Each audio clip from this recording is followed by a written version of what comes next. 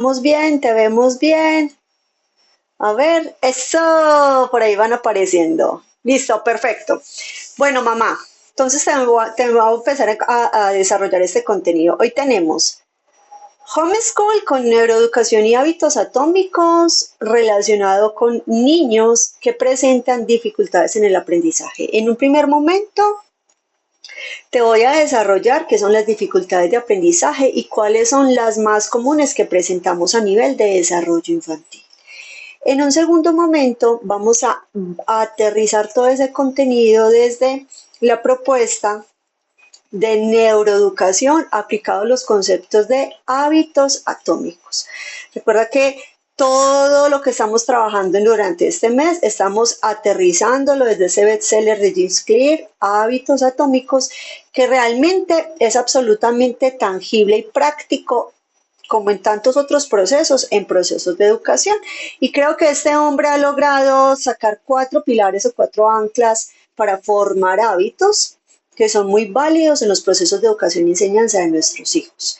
Entonces, vamos a desarrollarlo de esa manera y finalmente me vas a escribir dudas, inquietudes, impresiones, experiencias y hacemos un proceso de realimentación para que terminemos ese espaciecito que no se toma más de 45 minutos o una hora. ¿Listo? Bien, vamos entonces empezando.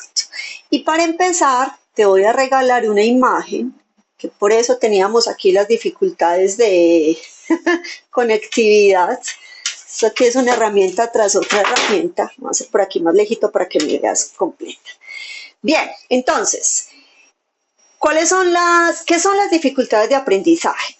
Las dificultades de aprendizaje, toma nota, son las dificultades neurobiológicas que tienen nuestros niños con respecto al procesamiento de información. No está directamente relacionado con habilidades de inteligencia, con intereses que tengan los niños o con, lo podríamos llamar, caprichos. Ah, es que es muy caprichoso y no le gusta leer, o es que es muy caprichoso y no coge un lápiz para escribir, o es que es muy caprichoso y detesta las matemáticas. No tiene que ver precisamente ni con procesos de motivación ni con procesos de inteligencia. Tiene que ver específicamente con procesamiento de la información. Es decir, el procesamiento de la información es cómo llega la información al cerebro de tu hijo y a partir de ahí, cuáles son esos procesos neurobiológicos que intervienen para comprender lo que leo, para operar un número, para identificar una letra, para escribir, para decir el sonido de una letra y hacer lectura oral, o para comprender un ejercicio o una situación, problema matemática. ¿Sí? En esos procesos neurobiológicos casi que interviene todo el cerebro. Específicamente, el hemisferio izquierdo es el que se encarga de los procesos de lenguaje, de comunicación y de lógica matemática.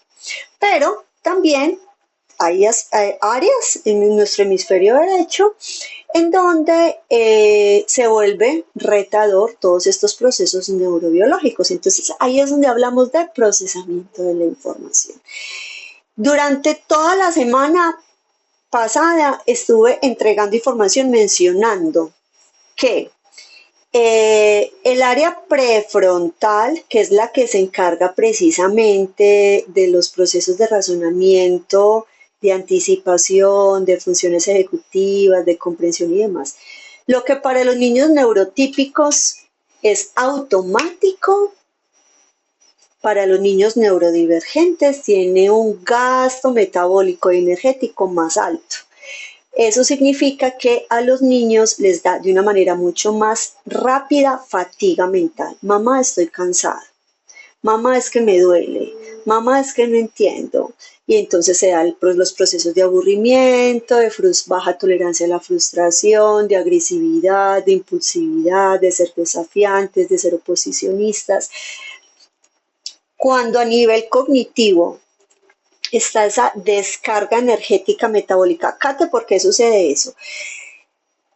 A mí me encanta hablarte del cerebro porque es que definitivamente lo dice un mentor en neuroeducación, David Bueno, creo que él es español y menciona enseñarle a un niño sin conocer cómo funciona su cerebro es como querer hacer un guante sin conocer el diseño de la mano. O sea, es una analogía similar. Es decir, para nosotros que hacemos homeschool, o si no lo haces, para quienes deseamos apersonarnos y acompañar de forma efectiva los procesos de educación de nuestros hijos, porque es que la educación no va de la mano de la escuela y no depende netamente de la escuela, sino que es una labor más de familia. Si tu hijo vaya a la escuela o no, es un proceso de familia, ¿cierto?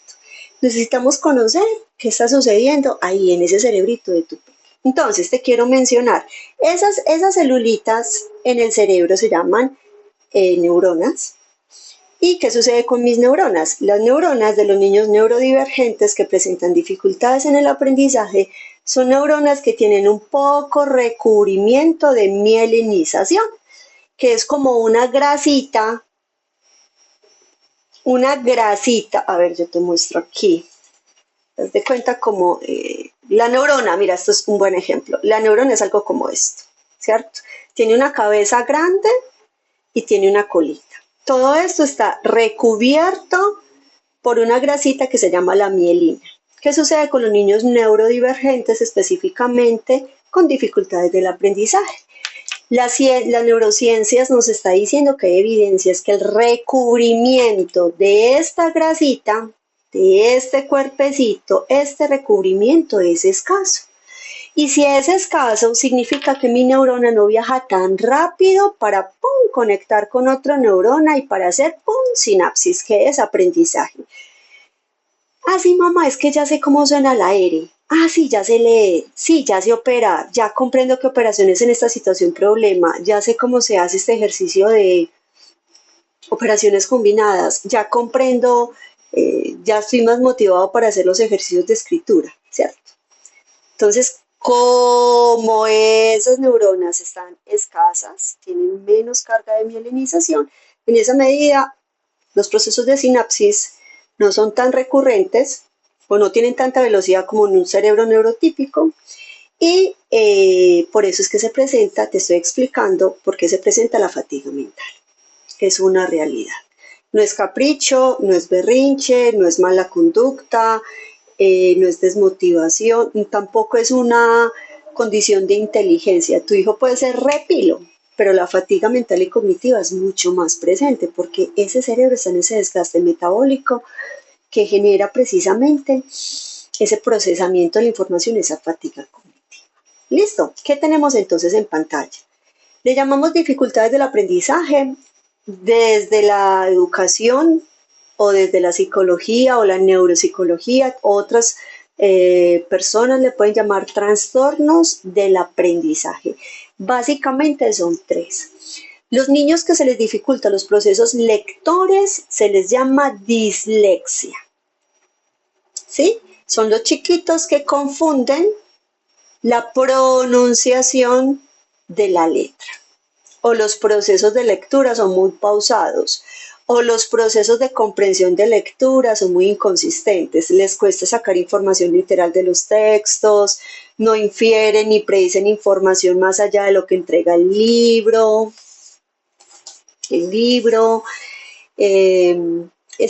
Les cuesta los procesos también de conexión intertextual o valorativa. Bueno, mi amor, si ya leímos el libro, cuéntame en qué se parece eso con tal situación, o en qué se parece eso con lo que tú vives también en la escuela, o en qué se parece esto con lo que vivimos en casa. Entonces, esa capacidad de argumentación, de comprensión, de valoración, es o muy simple o muy compleja para ellos expresarla. Eso se llama dislexia, dificultad relacionada específicamente en los procesos lectores de los niños. Que el proceso lector, desde la ciencia y desde la educación, inicia por allá a los 4 años, pero en el homeschool nos hemos dado cuenta por muchos procesos que acompaño que tenemos niños que desde los 2 años de edad ya nos están pidiendo letras y ya quieren saber sonidos y quieren saber qué sucede cuando junto una sílaba con una consonante con una vocal, ¿cierto? en los procesos en casa, cuando hay una estimulación multisensorial y cuando el ambiente es enriquecedor, pues se da mucho antes. Eso ya es también una evidencia, diría yo, con un enfoque social que vivimos dentro de los procesos de homeschool. Y está bien, ¿cierto? Porque finalmente no es la ciencia, la ciencia nos da unos parámetros generales, pero cada órgano, cada niño, cada desarrollo infantil se mueve según que la epigenética, es decir, el entorno. ¿Cómo ese entorno estimula mi cerebro? Listo, dislexia. Ahí lo tenemos en la primera columna de nuestra imagen. La segunda columna nos está hablando de disgrafia. En otros países le llaman disgrafía. ¿Qué es la disgrafia? La disgrafia es la dificultad que tienen los niños en procesos de escritura, específicamente escritura. A nivel lector pueden ser buenos, pueden ser muy voladores, a nivel comprensivo, inferencial, intertextual, valorativo, son chicos súper pilos. Pero a nivel de escritura se presenta fatiga de pinza fina, es decir, fatiga para coger el lápiz y para escribir, confundo letras, no tengo fluidez a la hora de escribir, no tengo coherencia, lo entiendo muy bien y sé qué tengo que hacer, pero a la hora de pasar ese pensamiento al ejercicio motor fino y hacer esto, es muy difícil, ¿cierto? Entonces son niños los que llamamos cuando las profes o cuando las mamitas decimos Kate, es que se me traga las letras, es que no escribe completo, es que pega todas las palabras, es que no me separa palabras en una oración, es que no me construye párrafos. Precisamente si es algo recurrente, le llamamos disgrafía. Netamente proceso, y la disgrafía es un poco más retador porque no necesariamente tiene que ver con procesos comprensivos, sino más con procesos motores, es decir, motricidad fina. Bien. Y el último que vamos a desarrollar es la tercera columna, que le llamamos discalculia. La discalculia es la que tiene que ver con dificultades en los procesos lógicos matemáticos. Son los que tienen que ver con los números y las magnitudes. Son chiquitos que les cuesta identificar números, hacer lectura de números y de cantidades y de valor posicional. Y a partir de ahí ya todo lo relacionado con el número, ¿cierto? Los conceptos de operaciones matemáticas, conceptos de relaciones con ellos, el anterior de un número, el posterior de un número, el mayor que, el menor que, las magnitudes, las áreas, los perímetros, situaciones, problemas que también están muy vinculados a los procesos comprensivos, pero específicamente la discalculia me está hablando de dificultades en magnitudes. Ahora tú me puedes decir, Kate, un niño puede presentar los 3 tipos de dificultades de aprendizaje, sí y no. Es muy individual. Hay chiquitos que solamente les cuesta el proceso de escritura y son niños de 9 años y me escriben sílabas. Ahí yo sí puedo hablar como acompañante en procesos de educación, como educadora, como mamita, puedo sospechar y decir, este muchacho puede presentar disgrafía, porque tiene 9 años, a los 9 años los chicos ya están escribiendo párrafos completos y este amor solamente me escribe un renglón. Eso ya es desde los 7 años, 8 años ya puedo empezarlos a identificar. Hay chicos que son súper filos en los procesos de escritura, pero póngalos a leer. No, y más allá de leer, póngalos a comprender verbalmente la información. Les cuesta mucho los procesos comprensivos. Ahí estamos hablando entonces de dislexia, que generalmente es lo que más, la epidemia como que más reportan las instituciones educativas y el proceso de desarrollo infantil. Y ya lo que tiene que ver con procesos numéricos le llamamos discalculia. Listo, ya sabemos por qué se da, qué sucede en ese cerebro. Y definitivamente llamamos entonces que son niños neurodivergentes. No es una condición de discapacidad, no es una condición... bueno, ahora tú me puedes preguntar, Kate, ¿eso tiene cura? Más que cura, lo que hacemos desde la neuroeducación es entrenar el cerebro, que para eso son estos live, entrenar el cerebro a los 2, 3, 4, 5. Bueno, a los 2 años yo no puedo hablar de dificultades de aprendizaje. Generalmente en edad escolar, es decir, a partir de los 6 años de edad, es donde empezamos a intuir esos procesos, de los 6 años en adelante. Pero previo a los 6 años de edad, tú no puedes decir es que mi hijo tiene disgrafía o mi hijo tiene discalculia o es que mi hijo, no lo puedes decir porque por ventana de aprendizaje el cerebro, más o menos entre los 5 o 7 años de edad, es donde se empieza a avivar ese interés por sonidos, letras, escritura, trazos, magnitudes, longitudes, cantidades y números. Entonces, más o menos si tú tienes chiquitos, no sé, menores de 6 7 años de edad, es un proceso natural que en tanto enriquezcamos el proceso de casa, pues vamos a mejorar los procesos cognitivos de nuestros hijos.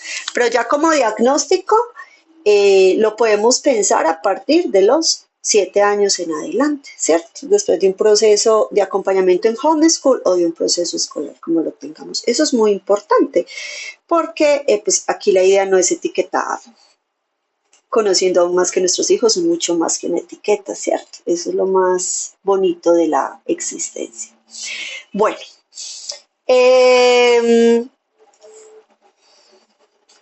listo, entonces ya tenemos la parte conceptual de lo que son las dificultades de aprendizaje y los tipos de dificultades de aprendizaje que existen. Bien, teniendo claro esta información, vamos entonces a hacer la parte neuroeducativa o didáctica, que nos va a decir cómo sortear una dificultad de aprendizaje. Digamos que tu hijo tiene 9 años de edad. Y el ejemplo que te mencioné hace un momento, a él se le dificultan mucho los procesos de escritura. Entonces, generalmente un chiquito de 9 años, pues ya puede estar escribiendo una página completa, pero tu muchacho solamente escribe un renglón. Entonces, ya podemos intuir que hay una dificultad de aprendizaje específica en procesos de escritura. Desde la neuroeducación, estrategia número 1. Para neurotípicos y neurodivergentes. Cata, es que mi hijo es muy inteligente, aplícala también. Cata, es que mi hijo no lee, no escribe y no le gustan los números, aplícala igual. ¿Sí? Estrategia número 1 que Kate Bedoya yo usa desde los procesos de neuroeducación es la gimnasia cerebral. Y la gimnasia cerebral, que ese es el regalo que te tengo para hoy, la gimnasia cerebral es ese ejercicio físico que le hacemos al cerebro de nuestros hijos para que esas conexiones sinápticas, recuerda que te hablé de esto, sean mucho más ágiles, se comuniquen de una forma mucho más profunda y se den los procesos de aprendizaje mucho más orgánicos y espontáneos. Eso es lo que hace la gimnasia cerebral. Recuerda que tú puedes hacer gimnasia cerebral de muchas formas. En 1982, Denison, el mentor de la gimnasia cerebral como educador físico, dijo, claro, esto lo voy a llamar gimnasia cerebral, que es un conjunto de movimientos corporales de coordinación, motrices gruesos, donde los muchachos, moviendo ese cuerpo, activan todas esas funciones ejecutivas y esos dispositivos básicos de aprendizaje para entender, para comprender, para argumentar, para razonar y para atender una explicación teórica. Pero desde la neuroeducación, ya ese término de gimnasia cerebral la hemos llevado también como aterrizando en otros tipos de prácticas, ¿cierto? Entonces, hacemos neuroeducación también cuando tú le propones a tu muchacho un juego de mesa de razonamiento lógico o de comprensión lectora o de juego de palabras previo al ejercicio teórico que tenemos que hacer, de lectura, de escritura, de matemáticas. Ahí hacemos gimnasia cerebral. Hacemos gimnasia cerebral cuando uso plantillas de laberinto, sopas de letras, sopas de números, tangram, figura fondo, percepción visual, encuentra la pareja, asociaciones, concéntrese. Cuando yo todo el tiempo como mamá homeschool lo hacía con mis hijos porque bebo de esa información de la educación especial y la neuroeducación. Previo a sacarles el taller de matemáticas, el taller de comprensión de lectura, el taller de escritura creativa, siempre teníamos nuestros 15 minutos como mínimo, muchas veces y generalmente nos tomábamos hasta media hora, pero mínimo nos tomábamos esos 15 minutos previos para que ellos activaran ese cerebro, esos neurotransmisores, esas celulitas, fueran mucho más fluidas y ¡pum! Ese lóbulo frontal estuviera más atento y tuviéramos la atención ahí pilosa, la percepción ahí pilosa, la motivación, la memoria ahí pilosa, ¿cierto? Entonces, la propuesta es que usemos siempre la gimnasia cerebral previo a. Kate, o sea que tengo que comprar un paquete de gimnasia cerebral. No lo tienes que comprar. Kate, o sea que tengo que inscribir a mi hijo a no sé, a una app de rehabilitación cognitiva para... No necesariamente, mamá, yo no te estoy hablando de costos, de inversiones, de app, ni te vengo a ofrecer servicios en gimnasia cerebral. Te estoy diciendo desde los recursos que tengamos en casa, con material didáctico, con material lúdicos, con juegos de mesa, ahí ya estamos activando la gimnasia cerebral. Y yo sí soy súper amiga de mis cuadernillos de gimnasia cerebral, que ya más adelante los vamos a ampliar.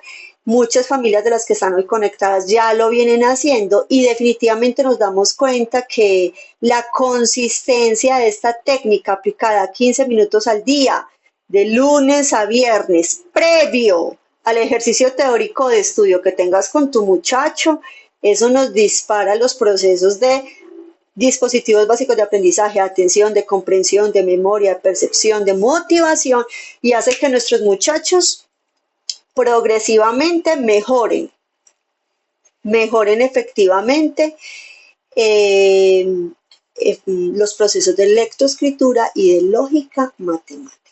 Como toda técnica, la gimnasia cerebral la debemos de aplicar con consistencia, porque si es algo que tú haces una semana, pero lo vuelves a retomar en 20 días, pues como todo en la vida se nos olvida, nos da pereza, no conectamos y no tiene como la efectividad. Entonces la idea es que lo hagamos por 15 minutos de lunes a viernes. Bien, vamos a aplicar entonces nuestra primera estrategia neuroeducativa desde hábitos atómicos. ¿Cuál es la propuesta? La propuesta es que, te acabo de decir, las dificultades de aprendizaje no es como que tú le das la pastilla al niño y ya dejó de tener la dificultad. El cerebro hay que entrenarlo.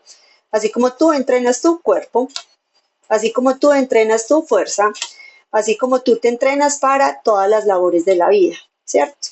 Entonces, desde la neuroeducación, lo más oportuno que yo tengo es la gimnasia cerebral. Y es un proceso de consistencia simple, sencillo, pero continuo y consistente. ¿Listo? Bien, entonces, James Clear en su libro de hábitos atómicos propone 4 pilares para que podamos hacer hábitos en nuestra vida. En este momento, aplicar y mejorar procesos de acompañamiento y educación para niños con neurodivergencias relacionados con dificultades en el aprendizaje. Nuestra primera estrategia se llama entonces hacerlo obvio. ¿Qué es hacerlo obvio?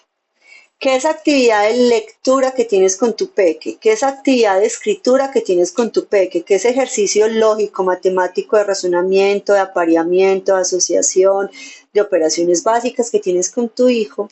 Tiene que ser tan claro para que ese cerebro lo interprete, que entre más claro le ponga la actividad, su cerebro con mucha facilidad no tenga que hacer tanto desgaste cognitivo y con mucha facilidad identifique el objetivo de lo que tiene que hacer. Entonces aquí nos están proponiendo externalizar símbolos según la edad. Yo te estoy hablando de niños entre los, no sé, desde los 3 años hasta los 12 años de edad. ¿Qué es externalizar símbolos? Es la capacidad de que tú utilices diferentes tipos de materiales, así como lo ves en pantalla, diferentes colores, diferentes texturas, desde un ejercicio multisensorial para que ellos identifiquen fácilmente que la D es diferente a la B, porque la D tiene el color azul y la B la estoy escribiendo con el color rojo, que es muy normal, muy natural en esos cerebritos que nos confundan la D con la B, o la P con la Q, o la Z con la S. Es muy natural.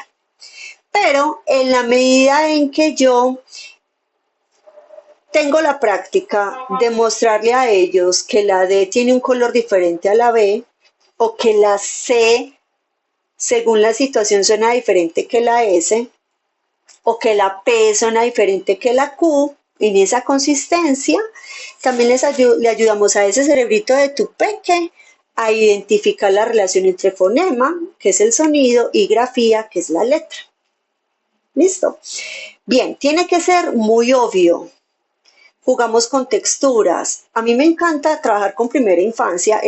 Cuando hablo de primera infancia hablo con pequeños menores de 5 años de edad, porque aquí jugar con granos, con harinas, grafomotricidad, con lentejas, con garbanzos, con piedritas, con florecitas, con semillas, súper ganador, súper ganador.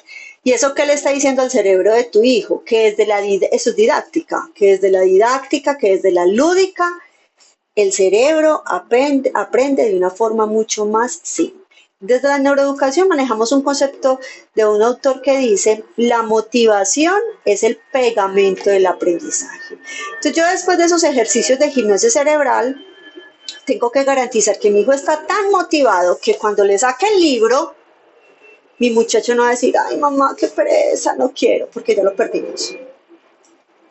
O que le mostré la primera página y mi muchacho no dijo, empezó a llorar, se volvió posicionista, está desafiante, alzó la voz, tiró la silla, dañó el cuaderno, rompió las hojas. En esa situación, cambia de actividad, porque lo que vamos a generar es baja tolerancia de frustración, fricción en el vínculo afectivo contigo, resistencia en el aprendizaje y conflicto. Entonces la idea es cambiar a otros ejercicios más prácticos, más lúdicos, y cuando él ya entre otra vez en calma, vuelvo a sacar el libro de comprensión lectora y le anticipo. Lo vamos a hacer de esta manera, lo vamos a hacer juntos, así sin más. ¿Listo? Bien, aquí quiero retomar las palabras de un licenciado de Matemáticas y Física de la ciudad de Medellín, que nos acompañó en un live, creo que el año pasado, Álvaro Cano. Te invito a que lo sigas también. Él tiene su cuenta llamado Astrofanáticos, es un divulgador educativo excepcional aquí en la ciudad de Medellín y tiene su club de ciencias y su club de matemáticas. Entonces, con él tuvimos la oportunidad de hablar precisamente cuáles son esos estados o esos periodos, cómo las familias tendríamos que empoderarnos para que bajemos y minimicemos la resistencia en los procesos lógicos, matemáticos y generemos precisamente ese pegamento en la aprendizaje que es la motivación. Voy a tomar en cuenta esas 3 etapas que él nos regaló, porque esto me aplica perfectamente también por los procesos de lectoescritura. Él mencionaba entonces que la primera etapa para esos pequeñitos de primera infancia es trabajar desde lo concreto. Aquí no es importante que tú le digas a tu hijo cuánto es 15 más 20. Eso es un concepto muy abstracto. Pero si tú le sacas a tu muchacho las barras magnéticas, que aquí las tengo, los granitos, las semillas, los girasoles, los cubos, los cubitos, las regletas de Cucinaire, que también soy súper amiga de ellas y no las tengo aquí a la mano, donde él tenga la posibilidad precisamente de manipular, de tocar, de armar, de construir. Todo ese proceso concreto le favorece a 1000 los procesos de comprensión a tu hijo. Entonces, siempre tenemos que arrancar por procesos concretos. Kate, mi hijo ya tiene 12 años, hágalo igual. Hágalo igual. Porque la única manera que vamos a minimizar esa baja tolerancia a la frustración es llevándolo siempre en procesos concretos. Si tú de una le sacaste la tableta o le sacaste el celular o le sacaste el computador para pegarlo al bloque educativo y para que haga las operaciones ahí, pues seguramente él te los va a hacer en el computador, pero a la hora de hacerlos escrito, ya te van a tener pereza. Entonces es un arma de doble filo, familias. Hay que tener mucho cuidado en qué momento uso la tecnología para favorecer procesos de aprendizaje. Claro, porque es que finalmente una tableta es mucho más fácil, operar o hacer ejercicios numéricos en una tableta o en un bloque educativo es mucho más sencillo. Pero tener la disposición de coger un lápiz, un cuaderno, y escribir y borrar y corregir, eso cognitivamente me fatiga mucho más y es importante. A mí una tableta, un computador no me reemplaza la hoja, no me la reemplaza, porque el desarrollo cognitivo que tiene un muchacho que usa un lápiz y un papel es mucho más poderoso que un muchacho que usa una tableta. Entonces, como padres y educadores del siglo XX-XXI, necesitamos aprender a foguear todo. La tecnología es importante, sí, pero tenemos que tener, yo le digo a Dios todo el tiempo, dame la sabiduría para acompañar. Tener la sabiduría para utilizar el instrumento adecuado en el momento adecuado para la edad de desarrollo adecuada. Bien, etapa concreta. La segunda que tenemos es entonces la etapa pictórica. Y la etapa pictórica sí tiene que ver entonces con el ejercicio del trazo. El ejercicio del trazo. Después de leer, vamos a escribir. Eso es. Después de jugar con las regletas de Cushing-Aire, de jugar con bloques, de jugar con barras magnéticas para aprender de cantidades, de magnitudes, de longitudes, de valor posicional, de conceptos numéricos, entonces eso ya lo vamos a llevar al trazo. Y el trazo no es precisamente la hoja y el cuaderno, el trazo también puede ser el tablero que tienes en casa o el papel que tienes en el piso con marcadores, con rapidógrafos, con marcadores, con plumones, con carboncillos y a partir de esos diferentes instrumentos hacemos los trazos y las operaciones o en papel a parte baja de la habitación y ahí empezamos a hacer ejercicios de escritura, todo eso es trazo, ¿cierto? Nos hemos quedado desde el concepto escolar que el trazo o que el concepto trazo tiene que ver solamente con lápiz y papel o con desarrollar guías. Súper aburridor también, o sea, es un concepto netamente escolar. No está mal, pero no es el único que tenemos que utilizar, porque si es el único, sí se vuelve muy aburrido para cualquier cerebro. Entonces hay que también jugar con diferentes herramientas plásticas, visuales, manuales artísticas que nos favorecen esa etapa pictórica. El papelógrafo, el rapidógrafo, el plumón, el marcador, el bloc de base 30, el pliego de cartulina, que empapelé la pared, que empapelé el piso. Yo le digo a mis familias, saquen tizas y rayen el piso, el patio, el solar, el andén, y ahí hacemos operaciones, hacemos laberintos con números, jugamos con letras, jugamos con números. Súper parchado, además porque el cuerpo está en movimiento y ahí también estoy trabajando un ejercicio de etapa pictórica, etapa 2. Y la etapa 3 que nos regalaba Álvaro Cano es, listo, el cerebro ya agotó una etapa concreta con fichas, ¿cierto? Ya me agotó una etapa pictórica que es el trazo, me habla precisamente de la motricidad fina. Ahí sí vamos a llegar a un concepto abstracto. ¿Qué es el concepto abstracto? Es la capacidad que tu hijo tiene de comprender y de aprender, de argumentar, de opinar, de valorar lo que hizo. Entonces ahí es cuando tú le dices, ¿y cuánto es 15 por 20? ¡Pum! Te dio la respuesta. Y contame cuánto fue la longitud o cuánto es el área de este rectángulo. ¡Tum! Te dio la respuesta. Y porque el perímetro de, si necesito hacer la malla de la piscina, no sé qué, y tengo que comprar tanta malla porque tengo que sacar tanto, ¿cómo saco el perímetro del área de la piscina? Mamá, la respuesta es esa. Estos son procesos de razonamiento lógico-matemático. Pero yo llego allá a nivel de cálculo mental, a nivel de funciones cognitivas, cuando ya he agotado un proceso pictórico y abstracto. ¿Cuál es el pero que tenemos, que tienen muchas instituciones y que lastimosamente también se ven en muchas familias de homeschool? Pues que llamamos al niño directamente, queremos que haga en un primer momento un razonamiento abstracto y lógico, cuando no hemos agotado un proceso pictórico o un proceso concreto. Y lo mismo que pasó con los procesos de lógica matemática, también lo digo con procesos de lectoescritura, ¿cierto? Las etapas del aprendizaje de la lectoescritura son un paso a paso. Para que un niño te lea de forma alfabética, que es como lees tú y como leo yo, hay un paso a paso.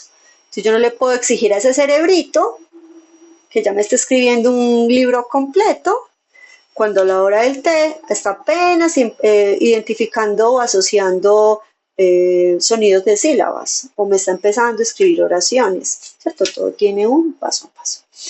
Bien, recuerda que si tenemos preguntitas, me las vas escribiendo, que ahorita las vamos solucionando como con calmita, con ayuda de Dios. Paso número 2. Primero, hacerlo obvio. Listo. Paso número 2. Hacerlo atractivo. Hacerlo atractivo es cuando James Clear me dice, bueno, venga, tu hijo tiene que aprender a solucionar una ficha de comprensión de lectora. Tu hijo está en el proceso de aprender a escribir de forma alfabética. Tu hijo está aprendiendo a operar números matemáticos. Pero eso lo vamos a hacer atractivo. Te lo dije. El pegamento del aprendizaje es la motivación. Si no hay una motivación intrínseca en tu hijo, una capacidad de curiosear, una capacidad de indagar, una capacidad de investigar, una capacidad de profundizar, es mucho más retador que comprenda el concepto. Entonces, tú siempre arrancas con las actividades en casa de forma lúdica para que esa motivación se mantenga en su 100 y cuando le entres el contenido conceptual que necesita de sumar o de restar o de escribir o de leer, sea mucho más fácil y sencillo para ellos. Cada vez que yo doy clases, soy licenciada en Educación Especial y Neuroeducadora y fuera de ser asesora en homeschool, que es mi pasión y es un regalo que Dios me ha dado, también doy clases particulares. Entonces, cuando trabajo con mis muchachos neurodivergentes, que tengo niños con diferentes diagnósticos, yo amo, porque a través de la gimnasia cerebral yo les activo ese cerebro a tal punto que les presenté la multiplicación y no se dieron cuenta que era difícil. O les presenté el ejercicio de lectura o de bilingüismo, porque también acompaño procesos de bilingüismo. Entonces al niño norteamericano le enseño le entrego el texto técnico en español y fluye. ¿Pero por qué se da eso? No es porque Catedeo ya sea una maga, en ceros. O sea, la más pobre y primera aprendiz del mundo, aquí está. ¿Por qué se da eso? Porque ese cerebro está activado a través de las gimnasias cerebrales y esa motivación está full, ¿cierto? 15 minutos de gimnasia cerebral y tú le entrego el concepto teórico. Entonces, usamos mucho la gamificación, que es un concepto también que tenemos dentro de la educación, que es la gamificación, es la capacidad que tenemos el adulto, el acompañante, para, a través del juego y de la lúdica, favorecer el aprendizaje de los niños. No porque tu muchacho te haga un cuestionario tipo escuela, pues, te haga un cuestionario de 10 páginas, es el más inteligente o es el que más aprendió. No necesariamente. Con que tenga el concepto y la capacidad de transferir ese concepto a situaciones de la vida práctica. ¿Yo para qué aprendo a operar? Para poder desenvolverme en una tienda, para poder coger un transporte público, para desenvolverme en un ambiente comercial, para poder hacer mi emprendimiento y aprender a costear, para conocer de costos-beneficios, para aprender a invertir. Para eso tengo que aprender a operar. Yo no tengo que aprender a operar para hacer un taller de 20 páginas. A veces hacer el taller de 20 páginas es mucho más sencillo que trasladar ese concepto a la cotidianidad, a la vida misma. Entonces, ese es el propósito del homeschool, ese es el propósito de la neuroeducación, que esos conceptos teóricos los podamos trasladar. Cate, es que mi hijo quiere montar un galpón de pollos en su emprendimiento. Me encanta, familias que tienen el privilegio y la bendición de vivir en el campo. ¡Qué bendición! Bueno, mamá, entonces que él monte el galpón. Cate, necesitamos aprender de perímetros, necesitamos saber cuánto tiene el área, cuánto mide para comprar la malla y para enmallar a los animales. Y tenemos también que saber necesitamos conocer también de comederos, y necesitamos conocer de bebederos, y tenemos que conocer los ciclos cuánto tiempo se toma la gallina en poner huevos o en no sé qué, o en si se más, en qué momento ya la podemos entregar como producto de carne y no como producto solamente de huevitos, no sé qué, ta, ta, ta. Todo eso es un proceso comprensivo que es consecuencia de un razonamiento lógico comprensivo también, tanto literario, lingüístico como lógico-matemático. Para eso aprendemos. Entonces la idea es que podamos llevar estos procesos de una forma atractiva a la vida práctica, a la gamificación. Entonces la imagen me lo está diciendo. Cuando tú estás acompañando a tu hijo en procesos de lectura, tú eres el modelo. Eso es lo que nos dice la primera imagen. Tú eres el modelo. Hacer lectura oral. Esta semana una amiga también homeschool me mandaba un video súper chévere de neurociencias que dice cómo la lectura oral, la capacidad de poner en voz alta lo que estoy leyendo, me activa y me registra tan fuertemente la información y me activa tan fuertemente la comprensión lectora que cuando leo en silencio, que es la lectura silenciosa. Entonces, hacer ese ejercicio con nuestros hijos de lectura oral, de lectura colectiva, tú lees un pedacito, yo leo otro pedacito, tú lees un pedacito, yo leo otro pedacito. Seguramente si tú le dices a tu muchacho, léeme la página completa, va a decir, ay mamá, no, eso es muy largo, y ya le dio pereza, ya le dio desmotivación, ya se enojó, ya tiró la puerta. Pero si tú le dices, ¿qué tal si nos sentamos los dos? Tú lees una página y yo leo la siguiente página, tú lees un párrafo y yo leo el siguiente párrafo, y ahí se va a dar cuenta tu pequeño que esa lectura colaborativa, colectiva, hace que el aprendizaje sea mucho más ameno, que la lectura en voz alta sea mucho más significativa para él y pueda comprender mucho más la información.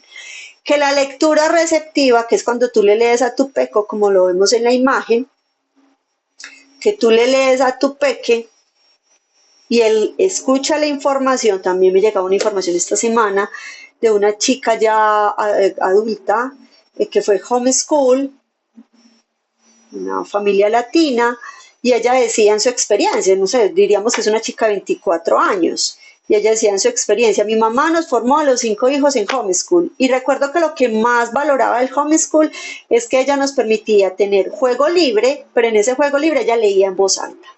Y ese leer en voz alta durante 1 hora al día, que además me parece que es mucho tiempo, pero esa fue su experiencia.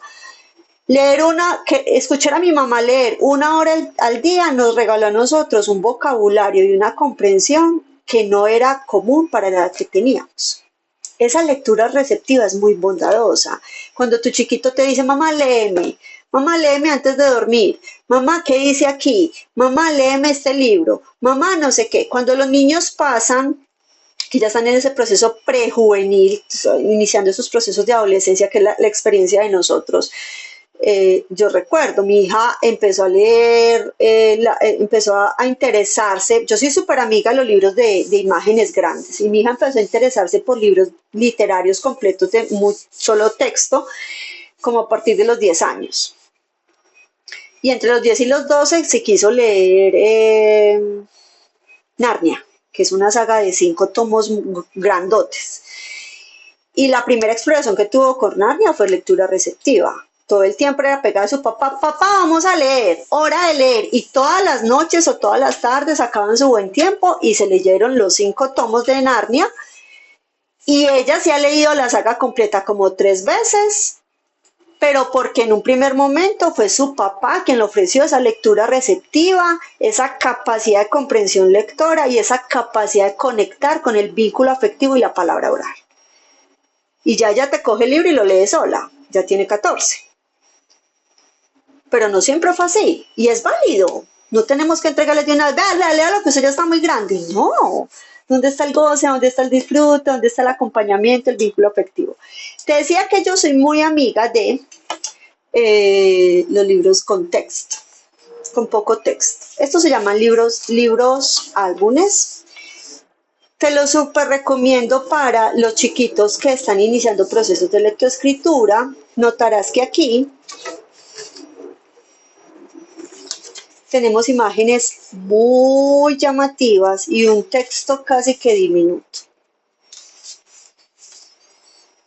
Si tu hijo está iniciando procesos de lectoescritura o tiene dificultades de lectura, te sugiero que no sueltes este tipo de textos, donde la imagen sea mucho más protagónica que el texto como tal.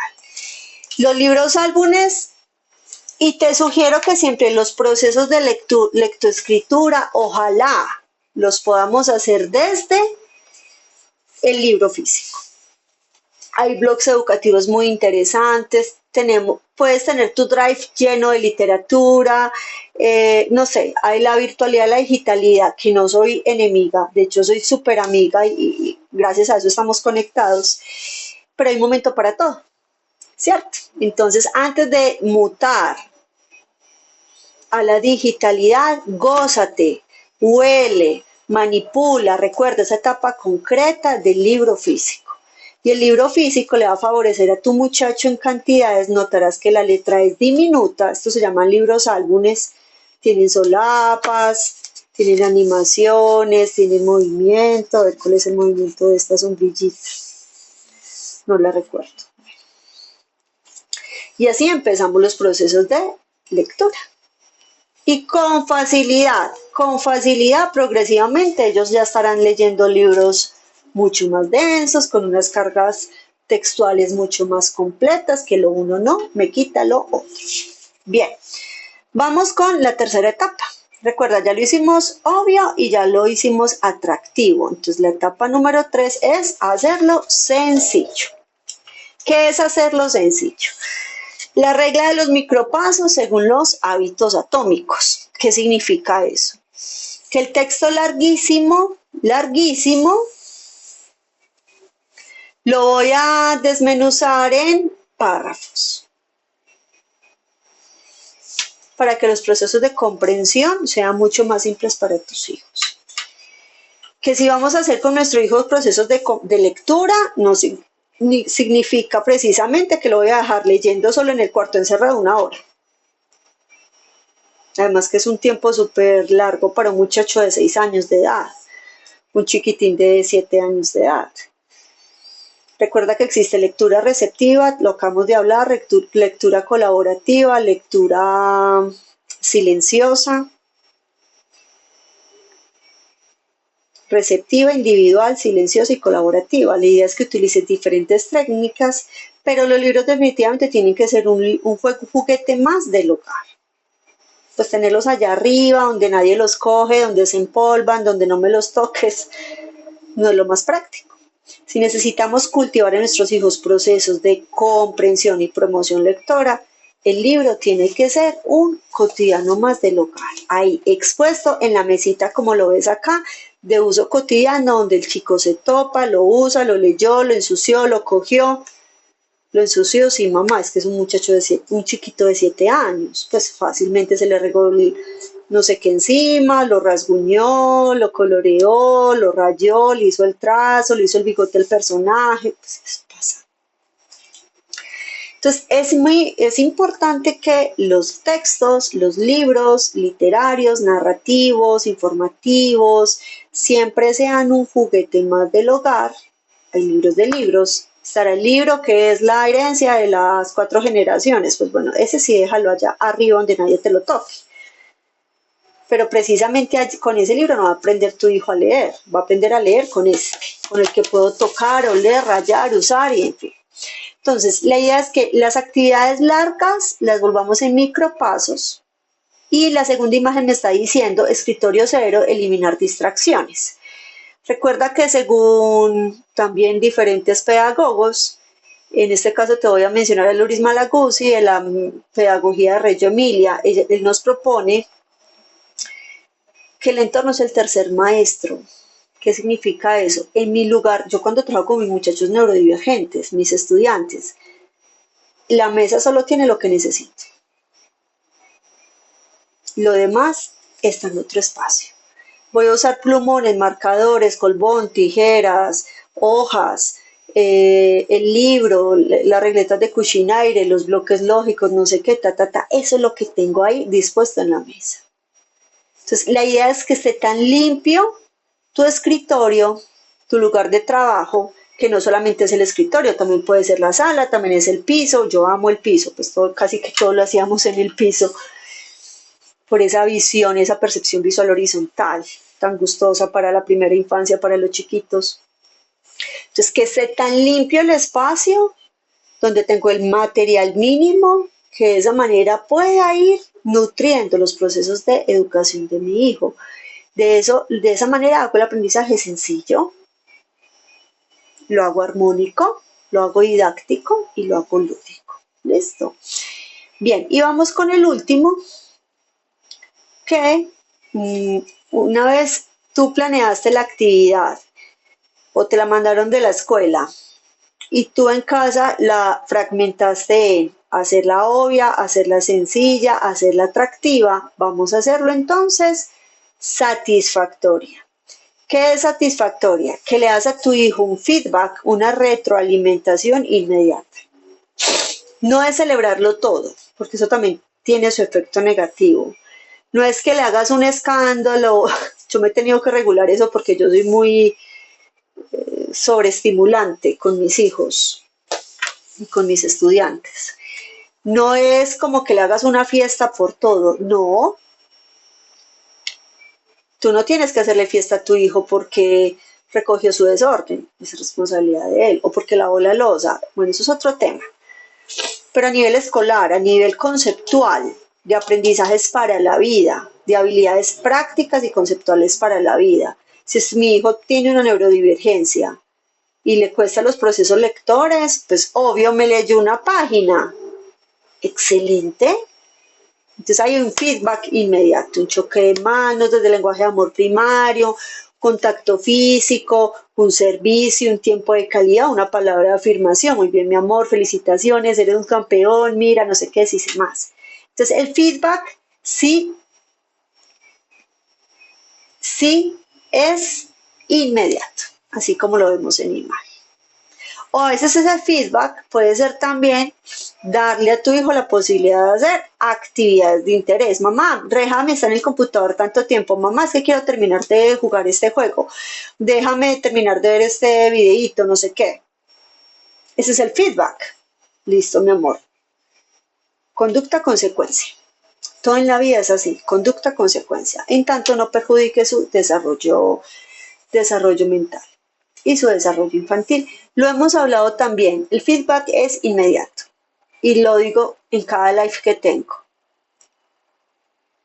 No es como que tu hijo el lunes leyó el libro, le felicitaste y dijiste, bueno, entonces el fin de semana vamos a comer helado con los primitos. O el fin de semana te doy plata para que salgas con tus amiguitos. O vamos a la pizzería, o vamos... No, mamá, esto no es acumulador. O esto no es como que si me comporto bien el lunes, el martes, el miércoles, el jueves, entonces el viernes estoy donde o le doy el premio a mi hijo que necesita. No, eso es otro cuento. Eso es más una economía de fichas para niños que presentan dificultades de comportamiento, posicionistas, desafiantes, intrusivos, mitómanos, que conductualmente son muy desafiantes para el adulto. Aquí, con niños neurodivergentes específicamente con dificultades de aprendizaje, el feedback es inmediato. Inmediato. Desde esos lenguajes de amor primario. ¿Listo? Familia, terminamos. Gracias a los que se han conectado. Vamos a hacer algo. Yo los voy a leer si tenemos alguna preguntita para ampliarles y voy a subir este contenido. Si bien no más tarde, mañana tempranito lo subo. Listo, la idea es que reacciones con este reel, con este contenido. Va a ser pequeñito, subiré algo de 2-3 minuticos. Y ahí mismo me vas a comentar la palabra cuadernillos. Si te interesa y quieres tener mi pack de cuadernillos de gimnasia cerebral gratis, esto no es un negocio, esto es una vocación de vida, un propósito que Dios me ha sembrado y un servicio para ustedes. Y para las familias que desean a personas en procesos de neuroeducación. Si lo deseas tener, me comentas por Instagram y yo te los